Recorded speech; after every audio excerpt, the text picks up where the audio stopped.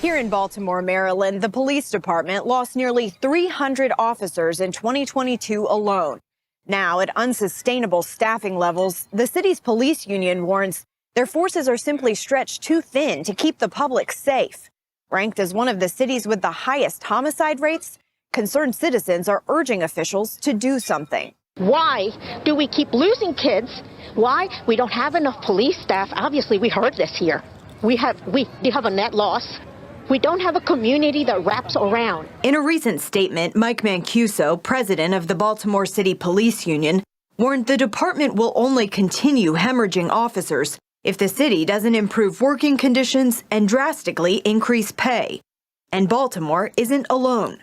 We are at a point now where almost every large and mid-sized police department is having difficulty recruiting new police officers to the profession. It's a crisis because police officers are leaving their agencies in record numbers, and we've got to replace those officers, and it's getting more and more difficult to do so. In Seattle, fewer detectives are available to investigate sexual assault cases.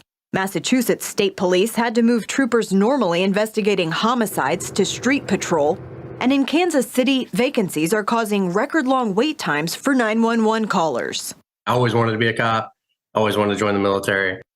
You have to be 21 to become a cop. So I just started out, went to the Army for 5 years, and then just kind of had like a seamless transition right into the police academy. And then did that for 6 years. Now, 32-year-old Josh Blackford is walking away from what he once considered a dream job, determining the risk unworthy of the reward. I just got my W-2 in the mail the other day for last year. I worked the whole year. I quit January 4th of this year.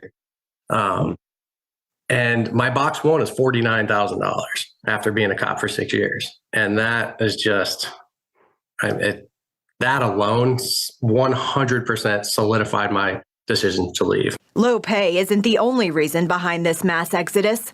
Cops leaving the force have cited burnout, low morale, and decreasing support from state and local leaders as deciding factors. Instances of excessive force cases, like in the recent death of Tyree Nichols, also continue to haunt departments.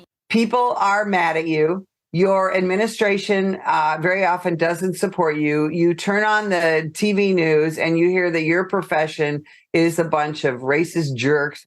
And then you're working 12, 14, 16 hours, 6 to 7 days a week, seeing the most horrific things that society has to offer day after day after day. National Police Association spokesperson Betsy Brantner Smith says departments are working to regain public trust through an increased focus on training and transparency. American law enforcement is always looking to improve, and that's one of the things that we're seeing now. Over the past 2 years, we've been working hard to launch a body-worn camera program. The Aurora, Colorado Police Department uses state-of-the-art technology to ensure transparency and accountability, making sure to inform the community about new developments in their policing through social media platforms. Body-worn cameras provide transparent, secure evidence and help to keep our communities safer.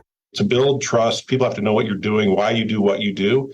And sometimes we haven't historically been very good about offering those explanations. As departments seek to win back the public and retain veteran officers, they're also getting creative to woo new recruits. Are you looking for a new job? Are you ready to try something new that'll make a difference at doing something really great?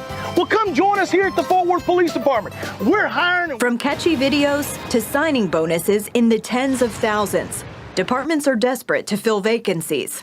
The Virginia Beach Police Department deployed both of those strategies, along with streamlining their hiring process. That helped close the gap from 100 plus vacancies to just over 30. They wanted to serve their community. That was the biggest reason for the new class, the recruits entering into law enforcement. They really want to reach out to their community and be a positive change in that community. Aurora PD took their recruiting efforts on the road, targeting locations with more diverse workforces. Their first stop, New York City. Historically underpaid, not a great work environment, commute times extremely long. So a lot of things that we can improve on if somebody made the decision to leave that organization and come here. They struck gold with 3 former NYPD officers now preparing to start work out west. We've recently traveled to Atlanta. We've traveled to Albuquerque. So we're really looking at, where can we target and offer a better quality of life? In the past, departments saw lines of interested candidates stretching out the door. Now, many believe the focus on enhanced recruiting efforts is the new normal. Given that, officers I spoke with reject the idea of any sort of lowered standard. They're proud of the way they've been able to streamline the hiring process and target a new generation of highly qualified candidates. Caitlin Burke, CBN News, Baltimore, Maryland.